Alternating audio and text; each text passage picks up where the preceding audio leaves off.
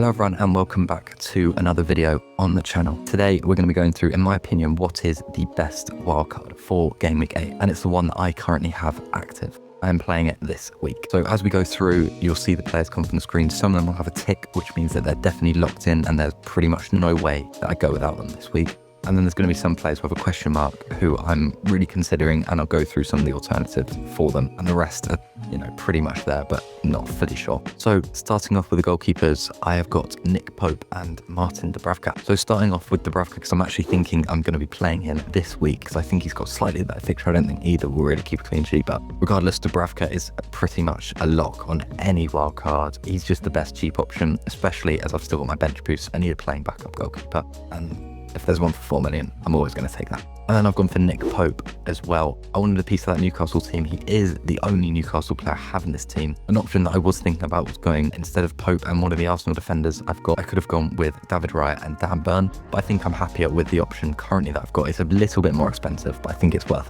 But yeah, I'm pretty happy with Nick Pope. I think he's a good price, 5.1 million. Newcastle got some good fixtures coming up, and I think he's been pretty solid this season, so I'm happy with that.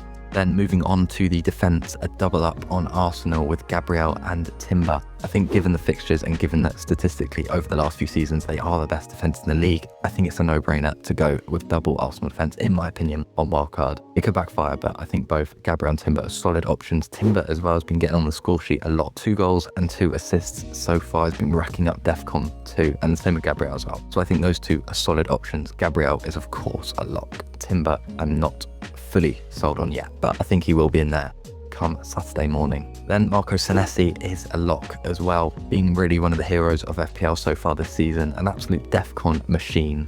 Unfortunately, I've only just got him now on this wild card, so I've missed out on a lot of points, which means probably he's going to stop scoring now. But Bournemouth have got some decent fixtures over the next few. He's got 2 assists already this season, and like I said, DEFCON is really the reason that he's in here. And then the rest of this defence definitely could change depending on how I format my team. At the moment, this is the way I've got my team set up. So I've gone for Joachim Andersen of Fulham and Rodon of Leeds. So I did initially want to have 2 4.5s there, so upgrade Rodon to someone like a Richards, but elsewhere I needed to get some money because of the fact that I haven't played my bench boost yet. I want to be able to have a good squad to play for when I do play my bench boost, and that meant I needed to upgrade elsewhere. So Rodon's not amazing, but really he'll only be in there to play for my bench boost for 1 week, really. And I'll talk about that later as well, about how it depends whether you've played your bench boost or not, about how you set your team up, but we'll get into that in a minute. So yeah, Anderson, I think he rotates pretty well with Senesi and Rodon. I think all of those rotate quite well. And again, same with Senesi, he's been brilliant at DEFCON. That's really the point of defenders this year in FPL. If they're good at DEFCON,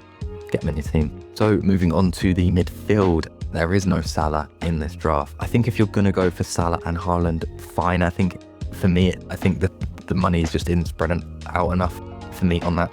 But just going Salah over Haaland, for me, is pretty strange considering what Haaland's been doing. There you go, spoiler, Haaland's in the team. What? No way.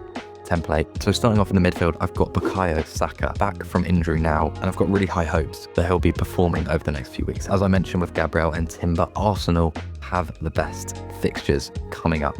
So to not triple up on wildcard, I feel like would be a missed opportunity. I wanted an attacker, and I think personally Gyökeres just isn't doing it for me. Too much hair flicking, not enough goals and assists so far, simply put. And Saka took the last penalty, which means pretty much one of the main reasons that people went for Gyökeres was because of penalties. Now Saka's on them again. So look, I think Gyökeres could take another penalty. I think there's question marks, but personally, I think Saka's a way better option, especially considering Gyökeres is 9 million. That's a lot for a striker who's not on pens. Then I've got Semenyo. I mean, you just got to have this man, haven't you? Again, like Senesi, another hero of FPL this season. He's got 66 points so far, 6 goals, 3 assists. He's averaging 0.57 expected goals per game. He's now 60.1% owned, and that's because he's been absolutely incredible. The fixtures over the next 4 or so aren't brilliant, but after that, he's got a really nice run. So I'm definitely happy to go with Semenyo.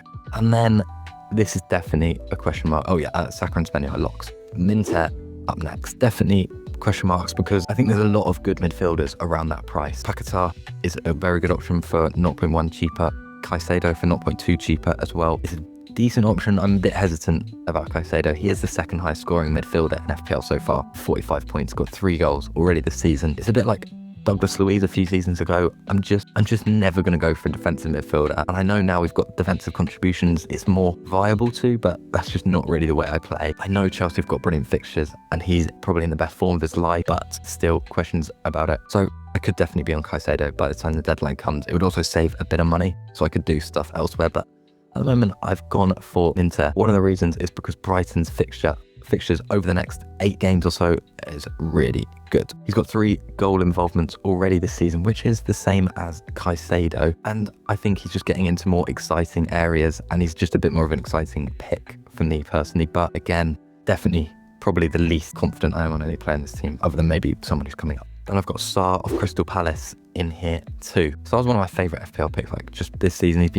been so solid, and I think he's flown under the radar. He's still only 6.5 million, and he's also 6.5% owned. I feel like that could be a bit of a differential pick. I'm surprised. To be honest, I thought he was going to be like 15% owned or something. Considering he's got a goal and assist in the last 2, he's got 3 goals and an assist already this season. I think he's going to be a brilliant pick. The fixtures maybe are what's putting people off. Bournemouth, Arsenal, Brentford, Brighton, Wolves, United in the next few games isn't ideal, but I think Sarr's someone who can definitely perform against those big teams, so I've not really got any problem with that. So he's definitely not a lock, but I'm pretty confident Sarr will be in my team come the deadline. Then I've got Mohamed Kudus, who I think on paper, when you're looking for the midfielders around that price, there's definitely better ones, but I feel like I've just got to stick loyal to him because I've had him for quite a few weeks now, and he's not disappointed. He's got a goal and 5 assists in the last few. He did really well away at Leeds last game week for me. So I think I'm sure he really appreciate this. I'm being loyal to him because he's not really done anything to warrant me getting rid of him. Enzo Fernandez is a good option, I think. He has got a bit of a knee injury, but I think he'll be fine. And again, Chelsea's fixtures are so good, and Cole Palmer's out, so he's going to be on penalties. I think that's a good option. Declan Rice is a solid one too, and Iliman Ndiaye. But for me, at the moment, I'm going for Kudus. I bought him quite cheap as well, so I'm not affected by his high price at the moment. Another good thing. But yeah, other than Saka and Semenyo, all 3 of those could easily change by the deadline. Then moving on to the front line. So quite a lot of money has been spent on one of the bench players, Thiago. The reason for this is, like I mentioned, I have not played my bench boost yet, and so I want a good bench for when I do that. So another option would be Calvert-Lewin, because all I really need is a playing forward. With that money, then I could either do Minte up to someone like Enzo Fernandez or Declan Rice or Iliman Ndiaye, or I could do Rodon up to someone like Chris Richards. So it's about weighing up whether that would be better for my team than Thiago and Rodon and Minte. And I think I don't think I can go for Calvert-Lewin. We're in 2025. I can't be picking Calvert-Lewin for FPL in 2025. Like, come on. So at the moment, I'm on Thiago. I probably won't play him other than the bench boost, and then I'll probably just sell him. But one thing I really want to do with this wildcard is be able to just roll for quite a few weeks. So even if, let's say, João Pedro got injured, I could easily play. And, I've not got any dead spots in that team, which obviously, given I've still got my bench boost, is important. Yeah, every player you'd expect to start every single game, which is always a positive thing. So moving on to the other 2 forwards, I've got João Pedro and Erling Haaland. João Pedro's also definitely not a lock. Haaland obviously is. I don't really feel like I have to talk about him, but I will. He's got 10 goals. He's got 9 goals and an assist already this season. He's on track to break the Premier League Golden Boot record. I don't know if that's a fact or not, but probably it sounds right. The fixtures after Everton at home aren't brilliant, but I don't really care, to be honest. It's Erling Haaland. He's in the form of his life. If you don't have Haaland, be prepared for your rank to drop down. I'm surprised, to be honest. He's only 61.7% owned. And then João Pedro, yeah, definitely not a lock, because I think he's been disappointing in the last 3 games. He's blanked in the last 3. He has got 2 goals and 3 assists though over the course of the season. And like I mentioned, Chelsea's fixtures are so good, and I just feel like I need a piece of that Chelsea team. And I think João Pedro is probably the best way in my team to get it in. Yeah, he's not been brilliant recently. No, he's not done much recently, but I still do have faith that he can get some solid returns. He's 61.2% owned as well, so if he does haul, that would be bad for my rank. So that's another thing to think about, but not really that important. But I'm going with João Pedro. Maybe it's a bit boring, maybe it's a bit safe, I don't know.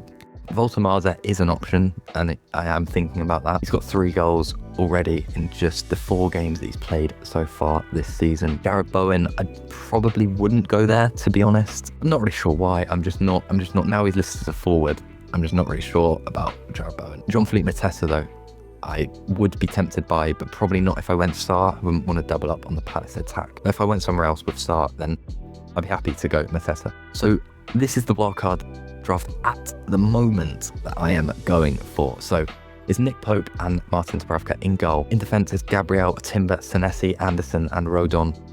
Saka, Semenyo, Minter, Sarr and Kudus, the 5. In midfield and up front, Thiago, João Pedro and Erling Haaland. Like I said, only a few locks really on that team. I think there's so many good options, especially in midfield this season and defence that you can go for. So it is really tough. One of the toughest wildcards I've ever made. Personally, especially if you still got your bench boost, this is the team I'd go for. I can only just afford this, by the way, with nothing left in the bank. And my team value is bad, so you should be able to afford this.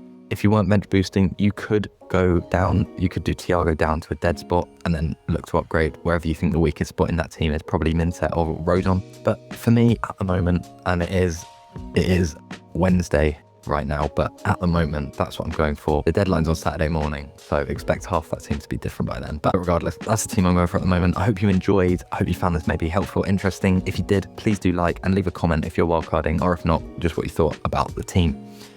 Thanks very much for watching, and I'll see you in the next one. Goodbye.